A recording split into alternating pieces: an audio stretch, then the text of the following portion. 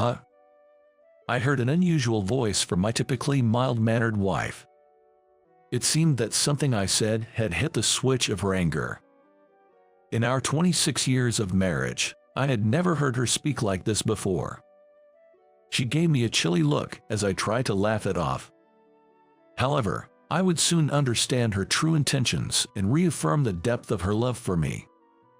My name is Anthony. I'm 61 years old. 3 years ago, my wife and I started running a restaurant together. It's a tiny place, with just 8 counter seats and 2 tables. But for me now, this place is also my precious castle. The regulars from the neighborhood, my friends. The customers are often familiar faces, and now, past my 60s, I feel more alive than ever. I'm in charge of cooking, and my wife takes care of the service. I work silently, occasionally smiling as I listen to my wife chatting with the customers. We hadn't planned on owning a restaurant. As a child, I helped with dinner in place of my working parents, and by upper elementary school, I could prepare meals on my own. I enjoyed cooking and had a vague dream of owning my own place someday. However, when I mentioned my desire to attend culinary school after graduating high school, my parents immediately objected. They argued that working for a stable company would be more secure. Lacking strong willpower, I easily decided to go to university instead. My dream of owning a restaurant hadn't vanished, but I didn't feel defeated because I could always cook my own meals whenever I wanted. After graduating from college and becoming a company employee, I embarked on a stable life. Living with my parents, my sole hobby was cooking. Both of my working parents had retired and were enjoying their hobbies and leisure activities. Due to our meal times not aligning, I decided to prepare my own meals. I sometimes cooked for them on weekends. I didn't consider myself lacking in sociability, but even with my routine of commuting between work and home, I found enjoyment in trying out new restaurants and searching for unusual seasonings. I was quite content with my life as it was. However, a senior colleague at work decided I must be lonely because I was single and semi-forced me into attending a mixer. I had some experience with dating but didn't feel lonely without a partner. I was just going to save my senior's face. At the mixer, I was seated across from Samantha, who was also my age by chance. She was a dynamic woman, taking the lead in ordering for everyone and serving dishes. As she was busy serving, I reached out to serve her some food. "Hey, Samantha, please stop for a moment and enjoy your meal." As I reached to take the serving dish she was holding, she looked at me, startled. "Oh, thank you, I just got carried away. Was I bothering you?" She was worried that she might have been a nuisance. "No, not at all. Everyone's just looking out for themselves. You should eat without worrying, Samantha." Saying this, I pointed at the seniors who were casually picking at their food. "Maybe it's an occupational hazard. I just can't help wanting to take care of others." She blushed slightly, giving a shy smile. "What do you do for work?" As I pondered what kind of job involves caring for others, I asked Samantha. "I work as a preschool teacher, so I'm always taking care of kids. That's why, even when I go out to eat with my girlfriends, I can't help but act a bit like a mom, setting up the small plates and serving the food." Blushing, Samantha lightly sipped her beer, as if to hide her embarrassment. "So, you're everyone's mom. I can see you're very dedicated to your work. On the other hand, I like to cook for everyone." Surprisingly, we hit it off at the mixer and exchanged contact information towards the end. Since we both lived with our parents, we arranged specific days and times when we could be sure to answer each other's calls. Until then, my life was just work and home. On my days off, I spend my time exploring different eateries and searching for unique condiments. Then, the time I spent with my girlfriend became a part of my life. There were days when she would join me in my hobbies, and days when I would participate in hers. Sometimes, we would even make lunch boxes together and have picnics in the park. "Your cooking is always the best, Tony," she'd say. Samantha, not wanting to simply call me by my name, started calling me Tony. "Your hamburgers are delicious too, Samantha." Suddenly, she went silent and looked down. "What's wrong?" Concerned, I looked closer and she puffed her cheeks, glaring at me playfully like a mischievous child. "Of course it's delicious. It's store-bought after all. I simply can't match your culinary prowess." Saying this, she took a large bite of the fried chicken I had prepared. She expressed her enjoyment of the fried chicken with a trembling delight. "It makes me so happy to see you enjoy my cooking so much, Samantha." After finishing the fried chicken, she said to me, "Because it's truly delicious. If you opened a restaurant, I'm confident I'd become a regular for sure." Her words reminded me of a childhood dream I once had. "A restaurant, huh?" Murmuring this to myself, she asked with a serious look on her face. "What's wrong?"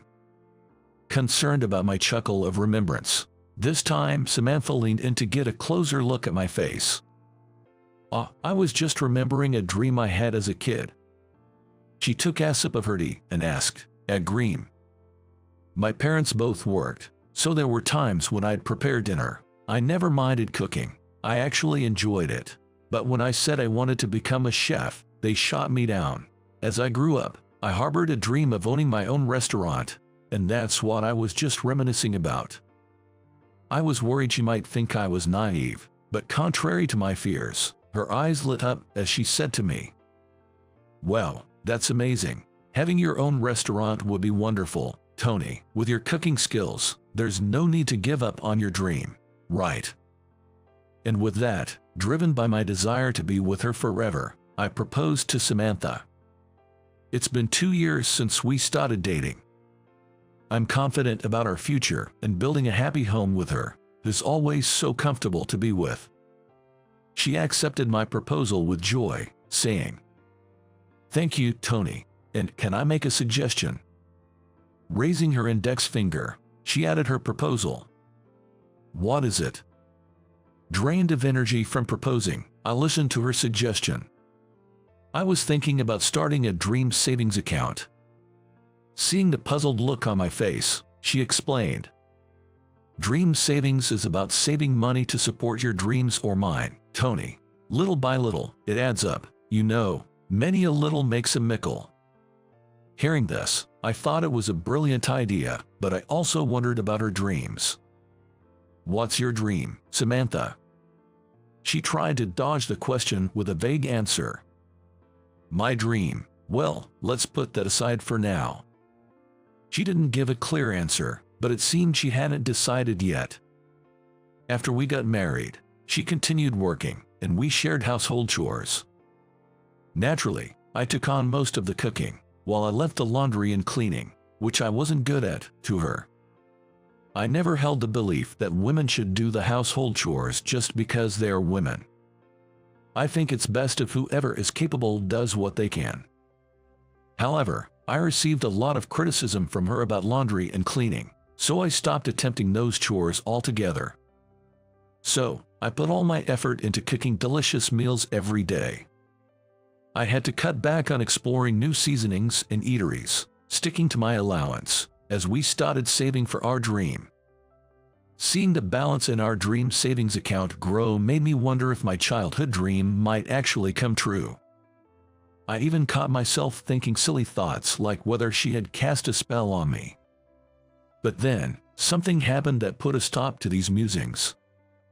The following year after we got married, our first child, a son, was born. We decided to name him Michael. Despite it being our first time raising a child, her job as a preschool teacher meant she was accustomed to handling babies.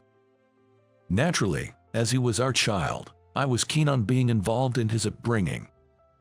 However, whether it was the way I held him, my scent, or the texture, he wouldn't stop crying in my arms. She would caution me not to sway him too roughly, leading to a change of hands.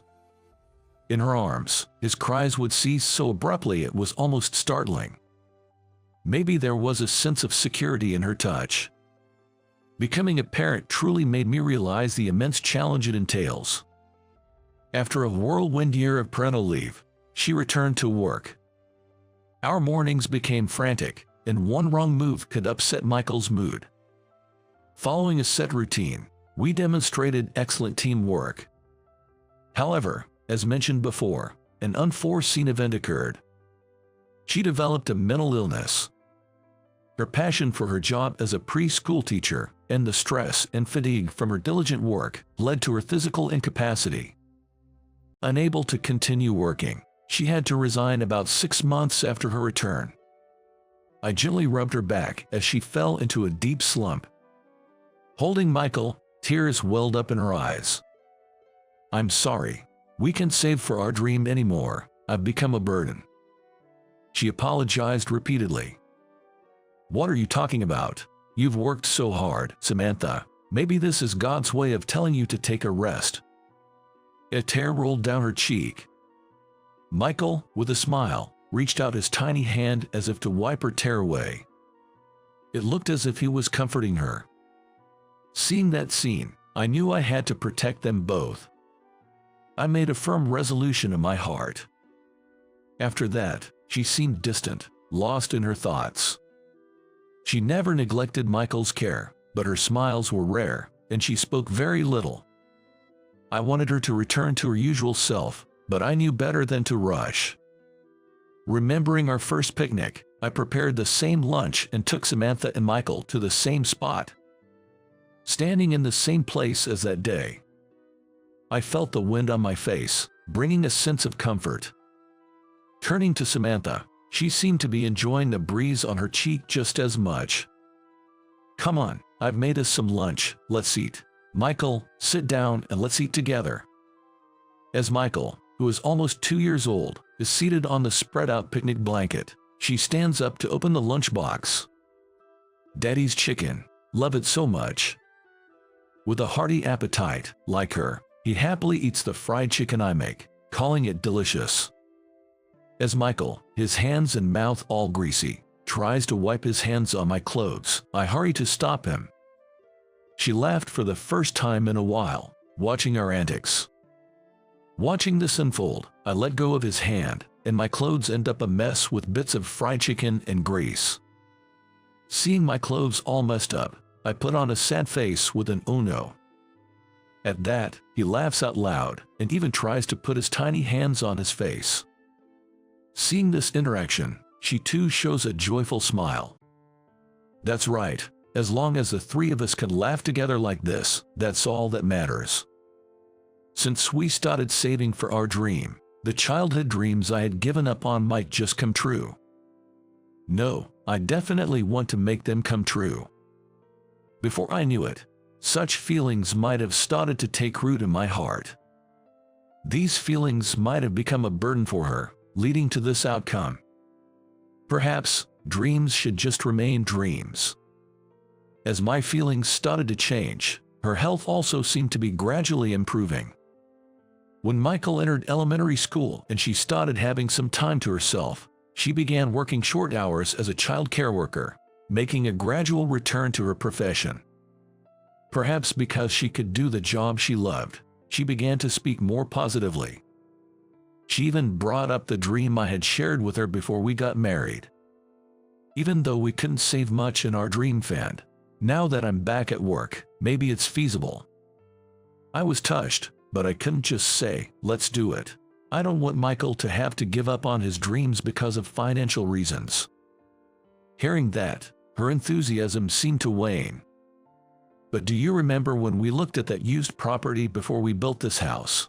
That house had a shop on the first floor, and you said a home combined with a store might be nice, right? I vaguely remembered the day she was talking about. True, we did talk about that, but I don't have the courage to quit my current job and take on a 30-year mortgage on the house. Dreams are called dreams because they are not meant to be achieved. With that, I ended the conversation. She seemed unsatisfied but swallowed her thoughts. I was content just cooking for my family and hearing them say it was delicious. And Michael was growing up. reaching the time to decide his path after high school graduation. I had easily given up my own dreams to comply with my parents' wishes. I didn't regret it, but I wanted him to build his future according to his own will. I would be there to offer advice and support when he was unsure. I wanted to watch over him as he walked down the path he chose. And so, he decided to pursue architecture in college. When we turned 50, he graduated from college and began living on his own to start his job. At the same time, he introduced us to his girlfriend. She's already pregnant with their child. Though I had thoughts about the timing and his being irresponsible in his first year of work, their determination to marry and have the children was firm, and we decided to support them with both families' blessing. Then, I received my transfer orders. After years of desk work, I was ordered to transfer to a field position. To a subsidiary in the neighboring state, no less. It was clear they wanted me to take early retirement. When I got home, I told my wife about the transfer. "Well, that's so sudden." Of course, she was shocked. "They probably want me to take early retirement. Maybe I'll work there for about 5 years. Now that Michael is independent, maybe it's time to make way for the younger ones. If I quit now, I won't get the full retirement pay, but maybe we could start that shop." I tried to lighten the mood and mentioned this idea to her. However, her expression changed completely. Starting a shop isn't child's play." I was surprised at her tone but responded, "But you used to talk about it, remember?" I brought up the past conversation. "That was when we were young. Now that we're older, we need to think about our future lifestyle. I've always wondered why you're so quick to give up things for others. Even if the company wants you gone, you should stay until you get the full retirement. I'll stay here. Go on your own if you must." Her cold response made me angry, but I retorted with determination. "I was thinking of you and Michael. I get it. I'll go alone. Living by myself, that'll be an adventure." Eventually, I moved to the new location without much conversation with Samantha. She must have had her own concerns. Spending time apart might bring us back to normal. Thanks to Michael keeping in touch, our family didn't completely fall apart. Living alone, I realized that cooking for my family was my only true joy. After finishing work on time and returning home, I found no energy to cook, despite loving it so much before. For the first time in a long while, I bought a convenience store dinner. I take a bite of the warmed-up food. It's not about savoring the flavor, just fueling up for tomorrow's work. I wondered if Samantha was eating well. I moved here without talking much, and ultimately, all I could think about was how she was doing. I didn't care much about meals, but I relied on her for clothes and underwear, often wearing socks that were thinning and tearing. Just when I needed it, Michael would always come by on weekends with new things, as if on cue. "Here's some stuff for you," he'd say, bringing new socks, underwear, and clothes. He said he chose them, but I believed Samantha bought those items and he was bringing them to me. That's what I thought. "Thanks, as always. How's everything at home?" I could only bring myself to ask about the house, but I was actually trying to inquire about how Samantha was doing. "Home, it's fine." "Oh, you mean Mom? She's good. She's been a big help with our eldest since my wife is expecting our second child." Hearing this made me feel relieved. It's been 5 years since I started living alone. I didn't return home until the Christmas holidays of the first year after moving, desperate to adjust to the new place. I was as nervous as if I was returning to a stranger's home, not having kept in frequent touch. Initially, there was some tension, but Samantha welcomed me warmly, and I felt relieved in the usual atmosphere, spending a lively end of the year with Michael's family. After that, I came back during the summers and brief holidays, but in the last year, she visited me more often. Even when I said I would come home, she would find reasons not to let me. Although it felt odd, I didn't mind since Samantha seemed to enjoy these trips like vacations. Then, in the 5th year, I learned the company was planning layoffs. I was the first to be approached, and though Samantha might disapprove, I wanted to give my spot to a junior colleague and decided to accept their offer, as I would receive the full retirement package. Nervous about possibly angering her again, I called Michael instead. "Michael, I'm sorry. It looks like I'll be leaving the company. I'll be done by the end of March." He didn't seem particularly concerned and responded casually.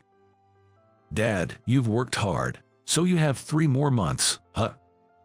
The emphasis on 3 months felt significant for some reason. "Yeah, just 3 months left." Although I sounded a bit melancholic, he simply acknowledged and said, "Got it," seemingly unfazed. I told him about my retirement but couldn't bring myself to tell Samantha directly. Even though she must have heard, she didn't contact me.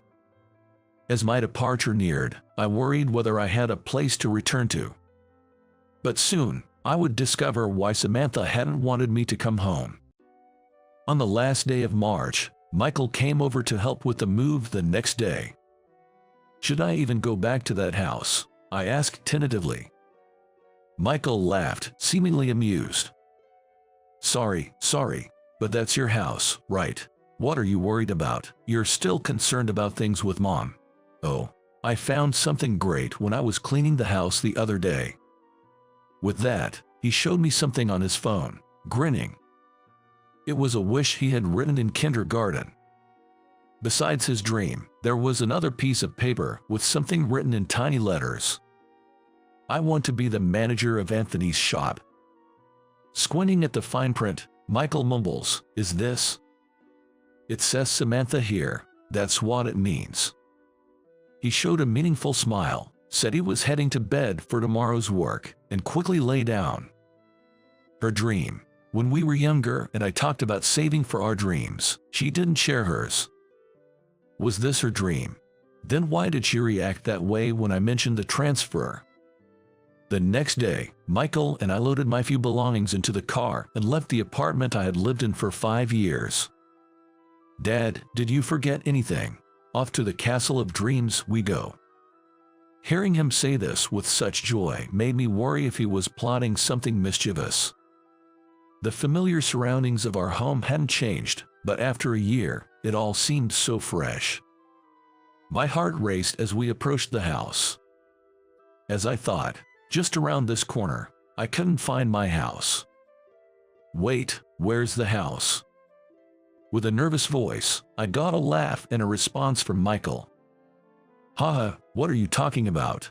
This is your house, right here." The garden facing the house had transformed into a parking space that could fit about 4 cars, altering the appearance of the house I knew. "What's all this about?" As I got out of the car and stared at the house in disbelief, Michael nudged me on the back, guiding me inside. "The real treat is inside the house." Opening the front door, it felt like we were entering a store. Inside, there were counter seats lined up, with 2 tables available as well. "Sorry, Dad, for doing this without asking, but does this place look familiar to you?" As I struggled to recall, he provided the answer. "Remember when we were looking at various places before building our house? There was one where the first floor was a shop, right? I modeled it after that atmosphere. It's a vague memory, though." That jolted my memory. "Built? You mean you built this?" I turned to Michael with an even more surprised look. "I am a licensed architect, after all." Then, a little boy came running up, calling out "Grandpa." Michael's son peeked out from behind the counter, followed by Samantha in an apron, chasing after him. "Samantha." Before I could prepare myself emotionally, I struggled to find the right words, but Samantha spoke up. "You've worked hard all this time. This place will be where we start the second chapter of our lives together." I finally understood the answer she had been angry about that day. She had been determined to fulfill my dream. But due to her health, the dream savings hadn't gone as planned, and she felt guilty. Just as she was considering using the retirement money, I carelessly mentioned quitting my job, leading to that day's argument. "Did you think I was being greedy?" she asked, looking somewhat embarrassed. I couldn't find the words and just shook my head. "Even if we start a shop, we need funds to keep it running. Your cooking will definitely captivate everyone, and after that, I started learning what's necessary to open a food business from acquaintances in the industry. I even took a course to become a food protection manager because it's required. Since you said you'd quit by March, I asked Michael to renovate the house within that time frame, and here we are." Listening to Samantha speak so happily, I kept murmuring thank you over and over. "Samantha, to think you went to all this trouble for me. Thank you so much." My voice was shaking with tears by the last word. I had always hoped my family would never give up on anything, yet I was the one who had nearly given up on everything. They taught me the joy of having dreams come true. Call it greed, call it whatever, it doesn't matter. I want to make Samantha happy, the one who chased after my dream as if it were her own. My ultimate dream was this, but I'll keep it a secret for now. As the streetlights flickered on again today, I listened to Samantha's joyful laughter, ready to swing into action. Samantha, donning her favorite apron, hung up the open sign and called out loudly to me. "Tony, it's time to open up." Wearing a pristine white apron, I stepped up to the counter, and our first customer pushed the door open with a jingle. "Welcome,